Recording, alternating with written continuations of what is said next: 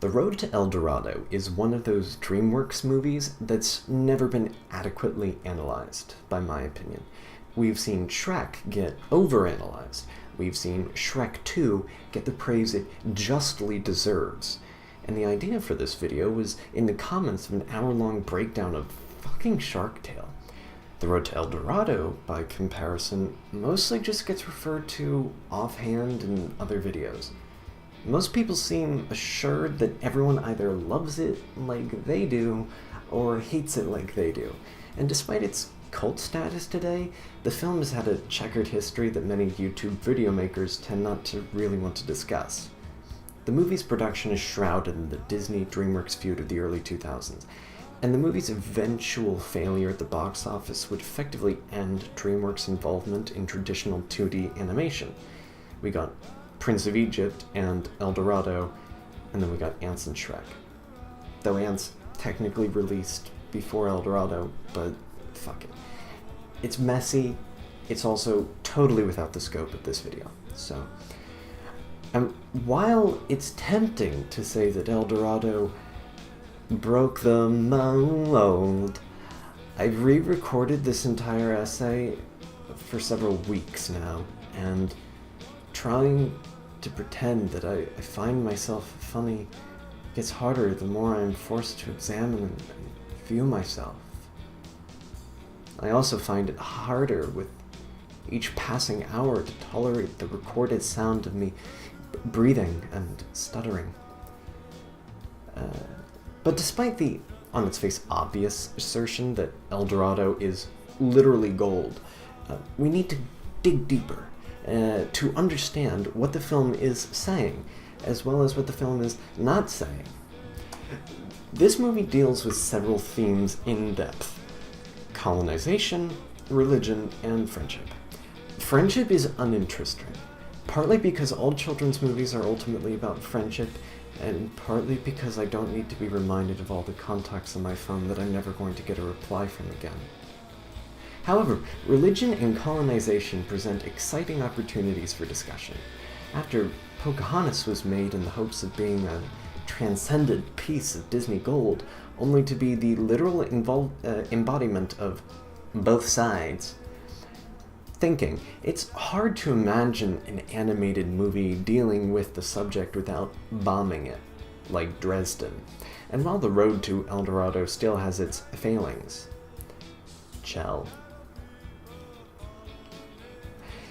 it doesn't manage to claim that Native Americans share equal blame for their own genocide, which was apparently just a misunderstanding that was solved by a brave Disney princess getting English fever. Does that count as a smallpox joke? Does that count as a joke about the real fate of Pocahontas? The film deals with religion explicitly as soon as Tulio and Miguel arrive in El Dorado and talk to the high priest. The movie consciously skirted explicitly bringing Catholicism into the discussion about the conquistadors, which may seem like a massive point against this portrayal of Spanish colonization, considering how integral religion was to it. But the Spanish are still shown to be greedy and to have utter contempt for those that do not follow their moral code, and even for those that do, so the lack of naming Catholicism or muddying the talk of gods with specifically Catholic references only serves to make the film more universal rather than to deprive it of those, concepts. The high priest is a very interesting character. So I wrote this entire essay, and I've just now realized that there are probably some people watching who may not have seen the film and do not know the plot. So to break it down, there are these two con men in Spain. They swindle some people out of a map, they go on this sword-fighting adventure, and then they accidentally end up being trapped in barrels that are being loaded onto Cortez's fleet. Cortez is shown as this horrible, evil, tyrannical human being who then tells them that they will be sold into slavery in Cuba for being stowaways, and then locks them in the brig. They sneak out with the help of their trusty stolen horse, El Tivo, into a rowboat. El Tivo eats all their food, and they eventually arrive on this deserted island. Or technically, I guess it's this, like, Mexican mainland. The geography's a bit weird of that whole scene, but regardless, they arrive onto the Mexican mainland, and they begin carving their path, realizing now that perhaps this map is leading them to El Dorado, the mythical city of gold. And so they follow this trail, they listen to some Elton John, there's a couple of nudie scenes, and then eventually they end up finding a rock. And, a rock! Sorry, I've always wanted to do that. The movie, by the way, is really good and gorgeous, and if this summary is the first time you're hearing about this movie's plot, go watch it, because I'm not doing it justice, and it's good. Anyway, so they stand in front of this rock, disheartened, when suddenly there erupts a whole group of men in scary jaguar coats with spears made from obsidian and wood, and this woman clutching a golden head that seems oddly reminiscent of the one from Indiana Jones. This movie, by the way, Spielberg has his grummy little fingers all over this deal. Regardless. So they are brought back into the city, and they don't know why, and it's eventually revealed through this interaction that the high priests had just, foreseen some gods coming to their city to cleanse them and bring them into the Age of the Jaguar. And, the mayor of the town High Chief Tani doesn't seem too plussed about this whole arrangement, and so he's trying to lure them in, and then our two con men at the same time are bickering with each other, and through a whole bunch of happenstance and volcanic eruptions, they make it appear as if they are gods. And they realize that they just landed in a massive gold mine, essentially. Literally. Both. Because they're actually at the top of a golden temple. They get brought into the golden temple, they're treated as gods, they're given all these gifts, and then Chief Tani offers them a celebration of a great feast, at the beginning of which he specifically says the line, "Smile like you mean it," which gets into a very critical point that I'm going to bring up later. And so they have the feast, they make this arrangement with the Chell, the sort of femme fatale character. Eventually, it starts going the way where Tulio starts ending up with Chell, and he's very cautious about this whole arrangement and just wants to leave with the money. Miguel, however, has the spirit of adventure and wants to stay and be revered as a god rather than just be rich. And so his, goal overall is to stay there, and he starts interacting with the local population and starts irritating the high priest, who desperately wants to kill everyone. The high priest is a ridiculous misanthrope, and on top of that, the high priest is completely nuts and actually has mystical spiritual powers. The high priest, I've seen some people who dismiss the film as being racist because it shows like this goofy high priest who confuses the white people as gods immediately. But that's not what happens. The high priest hates human beings, specifically brown human beings, and he is actually in tune with the gods, who must be terrible, because he uses his vitriolic attacks against humans at the same time that he performs all sorts of magic and actually makes a giant mecha jaguar through blood sacrifice. Anyway, the giant mecha blood sacrifice jaguar happens at around the same time that Chell and Tulio has led to a fight between Miguel and Tulio because he's a little bit jealous, but he's also upset because Tulio wants him to quit his going out in public. And so they finally break out into a fight, and then the high priest comes out, and they sort of stand, they emerge victorious, and the high priest is banished from the city. But at the same time, they've made a decision that they're both going to go separately. Tulio's going to take the gold, and Miguel's going to take the glory. And then, all of a sudden, it turns out that the high priest survived his banishing, which actually makes sense. And instead, he has actually been taken up by Cortez, as he offers Cortez the guide to the city so that Cortez can destroy it. Now, in case you weren't paying attention, there is an explicit reference where the vision in the book that the high priest saw that was supposed to symbolize the gods he would see exactly matched the visual appearance of Cortez and his conquistadors. And when I say exactly matched, I mean that they literally fade out in between the two pictures for a brief scene so that you don't fucking miss it unless you're 3 years old.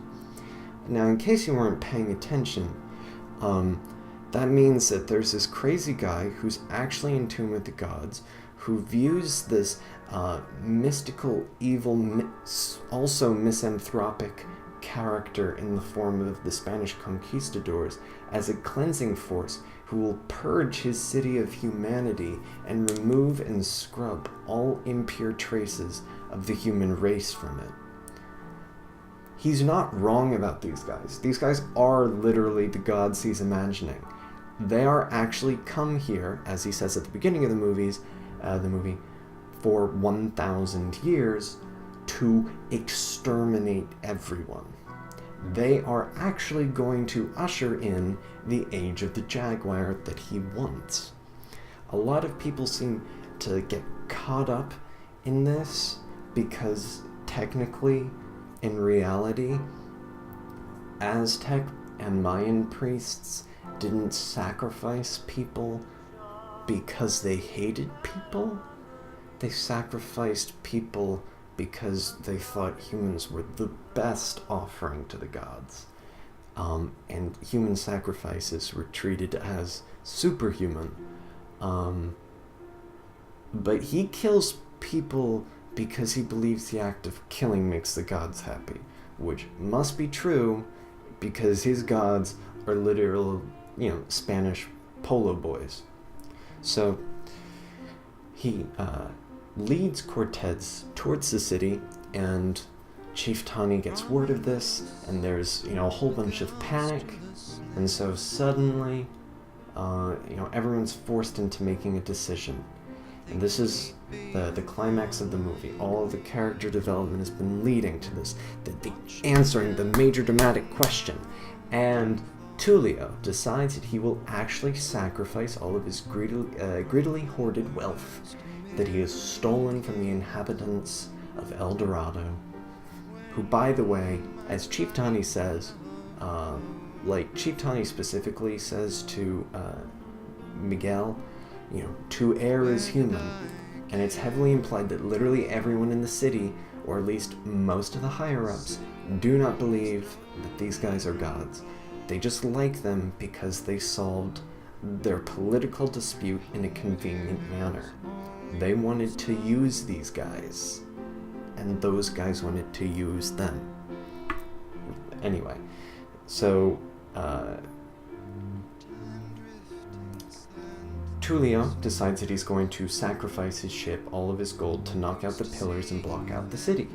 from Cortez and from the high priest. And Miguel and all of the inhabitants of the city, start trying to help him, and they're going to release a huge rush of water to support him so he can knock out those pillars. But then something goes wrong, and it's up to the last minute, and it's Miguel's choice.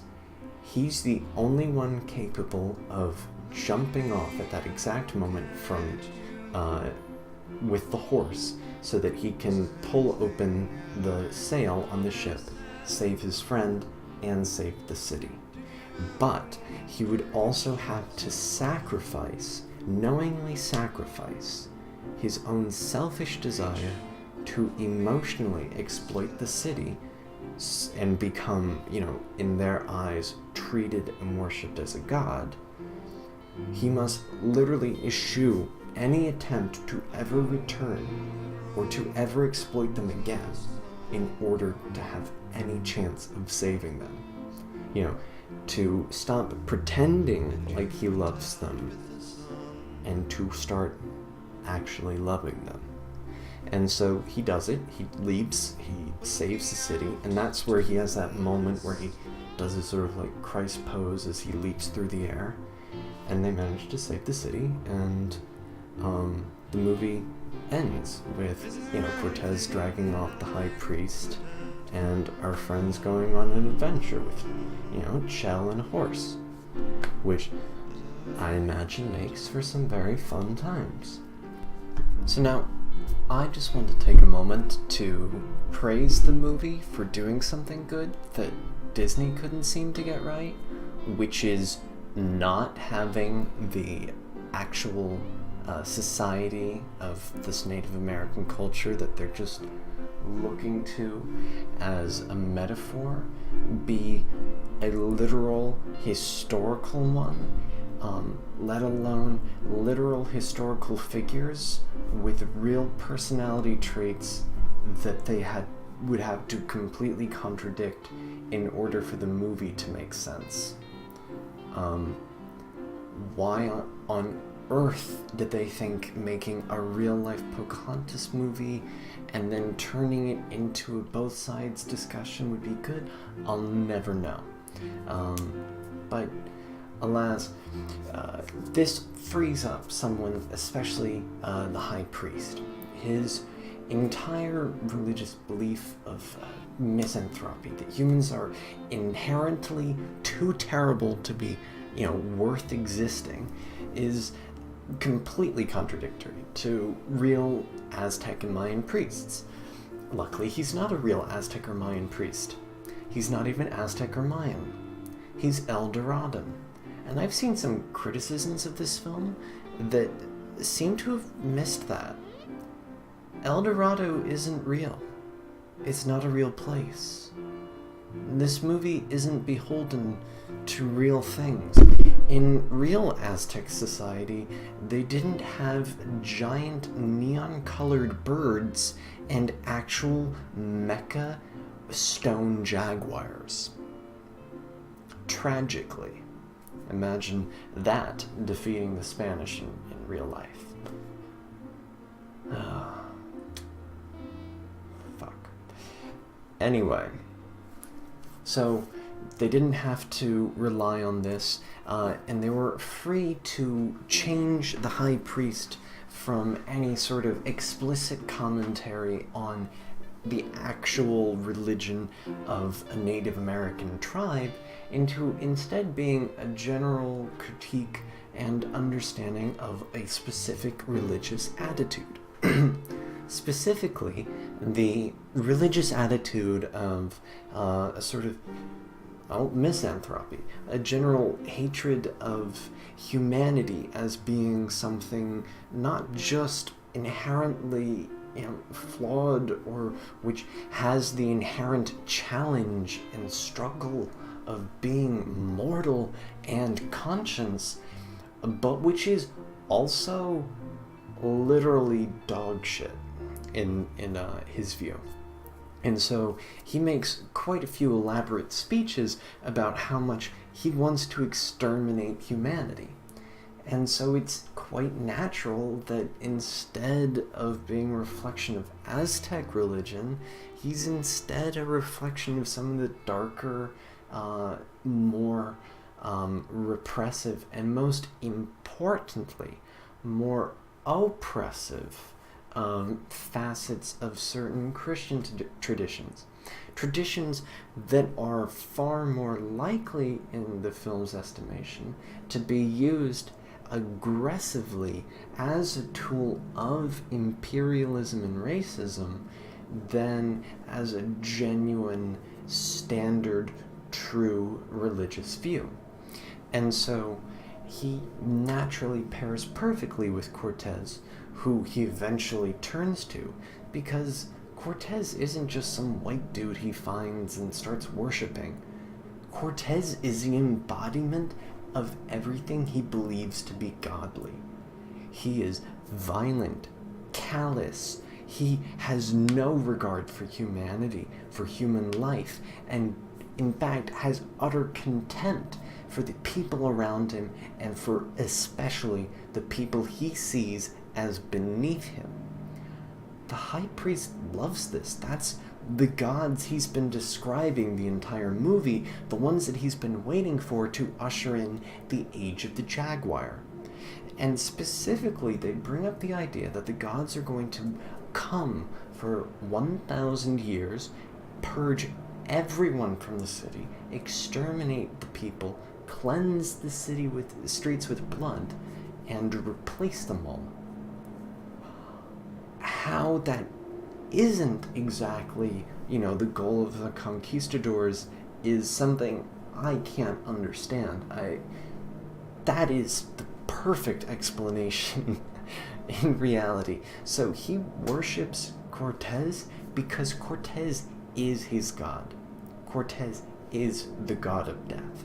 All of the other Spaniards are as well. And so he guides Cortez down this path, smugly, not just knowing that he's getting a political victory out of this, but knowing that in some sense his cruel understanding of the world was vindicated. And it's also quite important to note here that the movie does not say that this cruelty or this callousness is silly because these gods are fake. It doesn't present this religion as silly and confused, or these gods as arbitrary. It just shows them as being so callous and vicious as to not be worth worshipping, regardless of the fact that they are literal and real.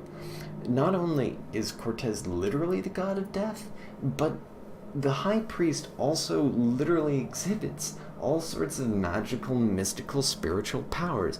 He has the mecha jaguar. He has all of these cool make things appear and disappear moments. He makes the spooky bag go, and then he can cut off the head of the sacrifice. And this is all very important, because normally when you see, especially Westerners, dismiss indigenous religions, they do so from a place of, that's silly, that's fake, that's complete nonsense. So, haha, your viciousness was never warranted anyway. Human sacrifice for a false god, no less. The movie says, no. What are you missing here? The problem isn't, whether or not this religion is fake. That's a totally different discussion. Irrelevant to the moral question of whether or not, this kind of callous attitude towards humanity is ever warranted. And it says no, regardless of whether you're Christian or pagan, regardless of whether your religion is literal and real or not. You can't go around with this cold, misanthropic attitude, which ultimately only serves reactionary aims, which I think is really something to be said before the age of Twitter, which is when we all realized that no, these misanthropes usually end up turning into fascists and TERFs. Also, I just want to make a point as well that when he literally uses his real god powers to manifest a massive jaguar mech suit, does that make him a furry?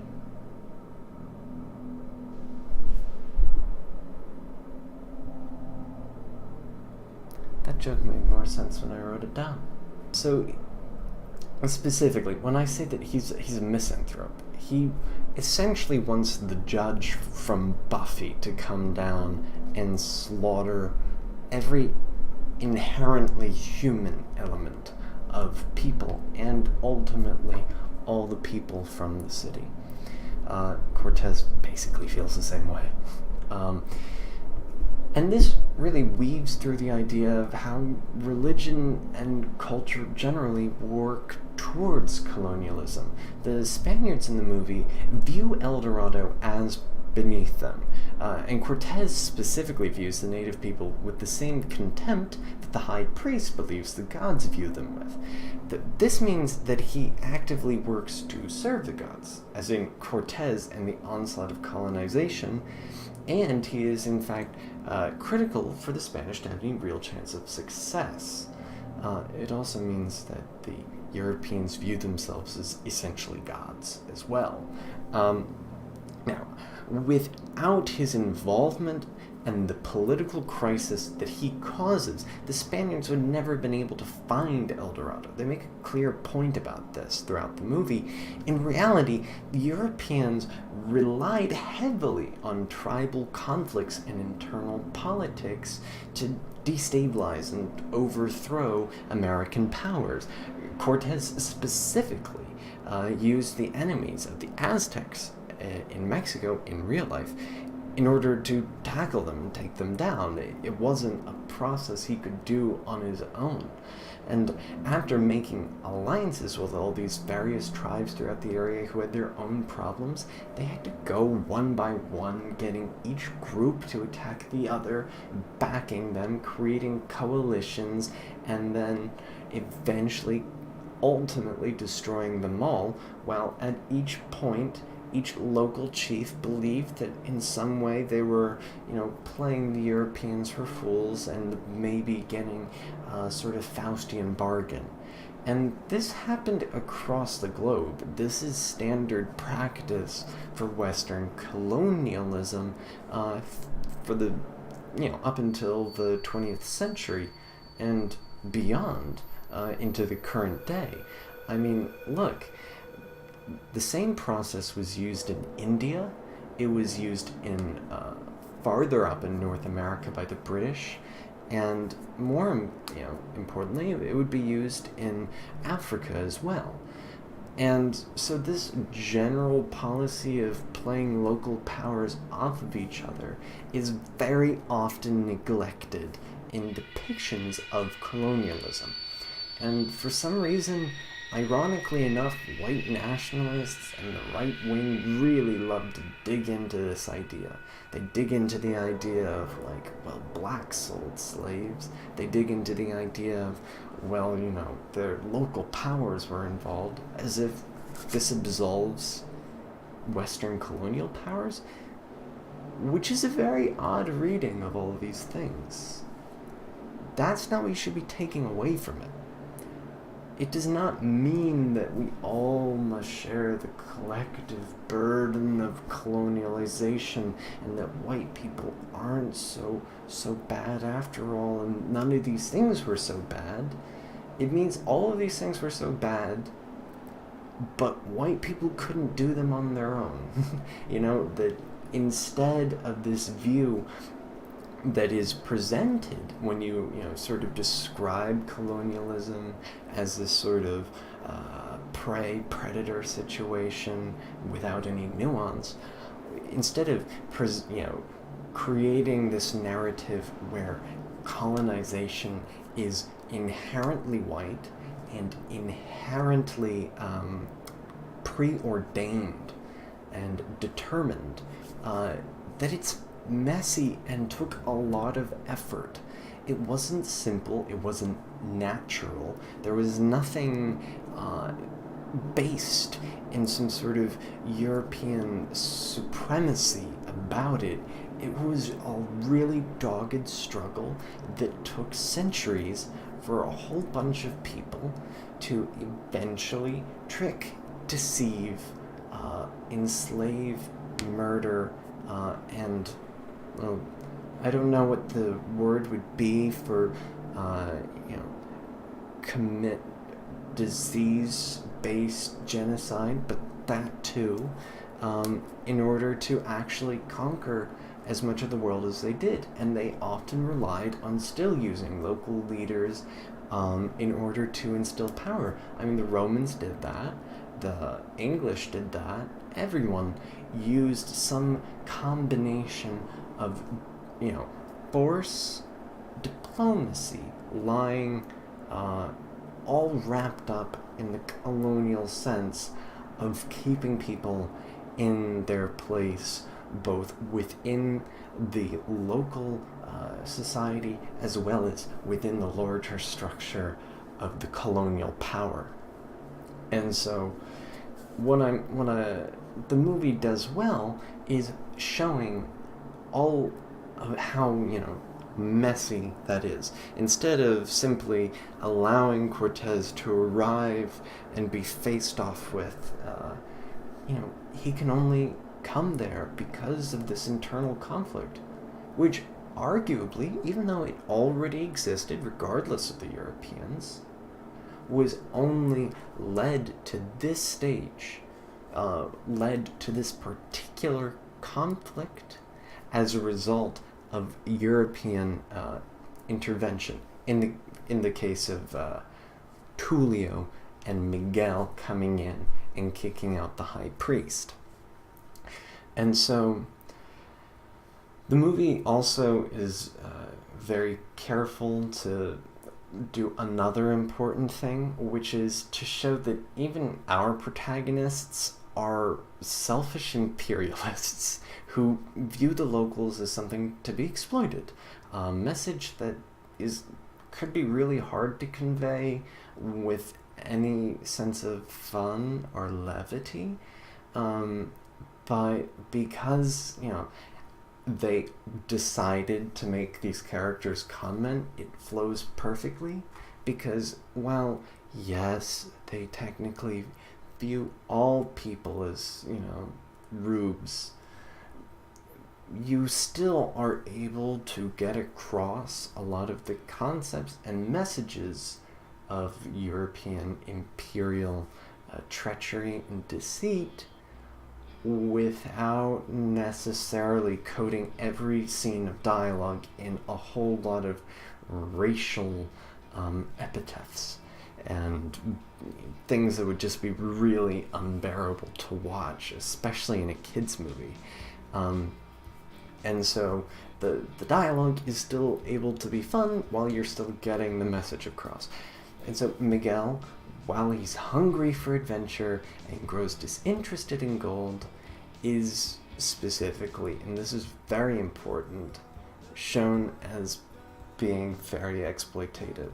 Obviously, Tulio, with his lust for gold and his sense of needing to steal and plunder, is very explicitly exploiting, but Miguel as well only wants the population of El Dorado so that he can drain them like a vampire of their essential lifeblood and their emotions and their social adoration.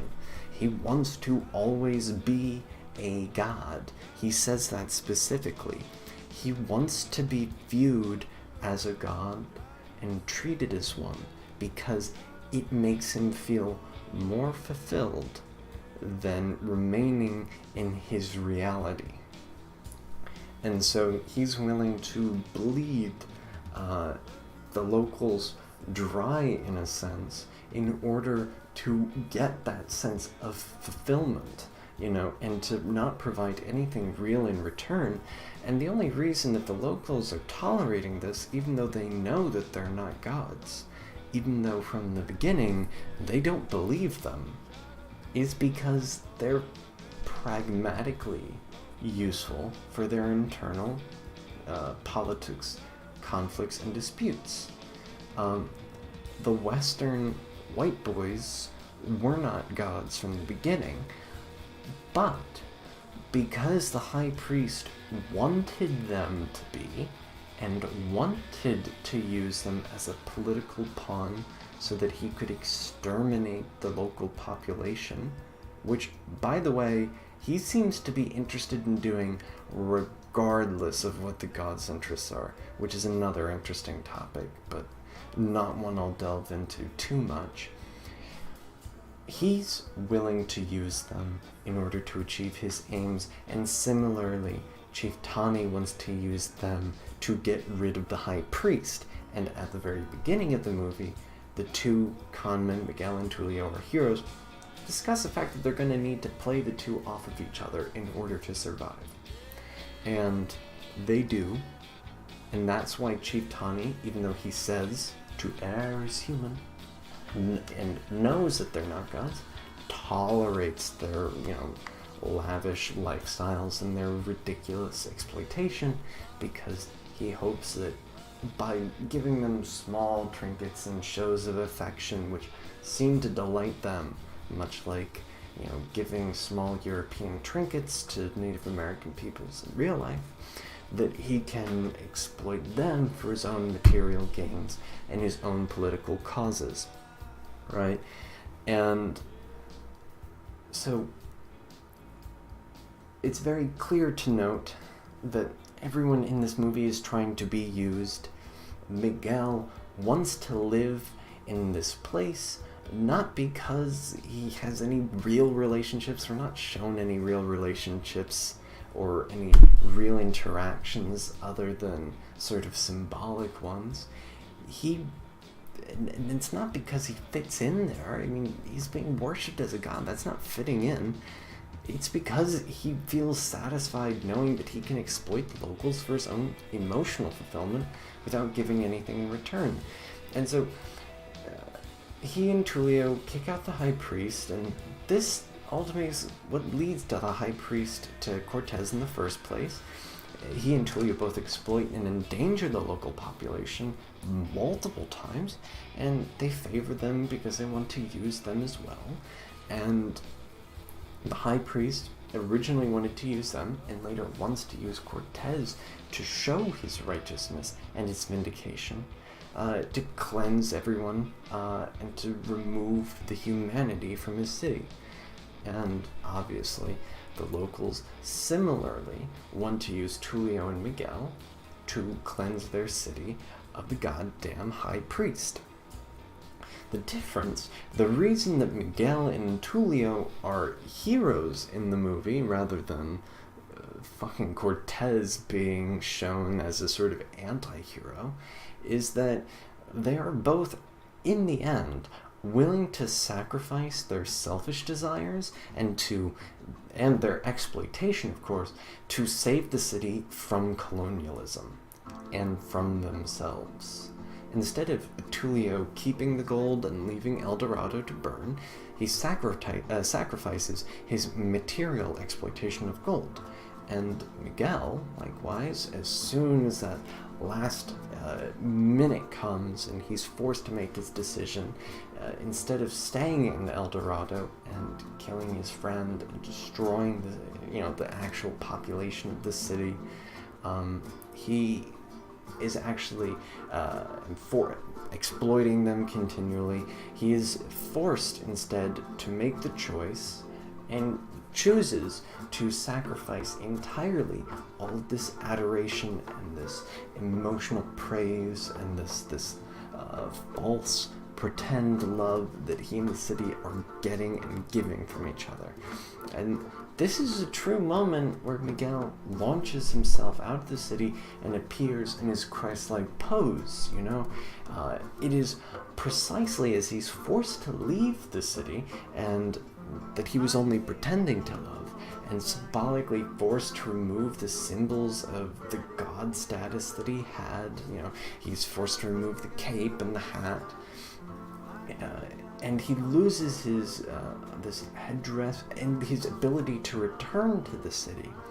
And in that moment of genuine love for the people, that's a true moment where he elevates himself and actually goes from being a false god of a city that falsely loves him, that he falsely loves back, and instead elevates himself to a true, hero who truly sacrificed, genuinely loved a city, and they genuinely love him back in return for saving their fucking lives, right? And the message is essentially that colonialism is exploitation for wealth, but also subsequently just as much for emotional and social power. That draining the life force from exploited people to fulfill colonizers and the wealthy is just as much a result of colonialism as greed-filled exploitation is. And the only way for Westerners to stop this exploitation is to entirely end the colonial relationship.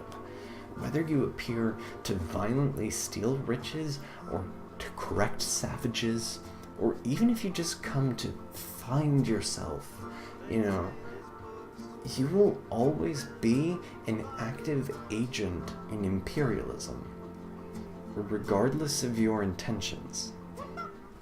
And that's what the movie The Road to El Dorado got right.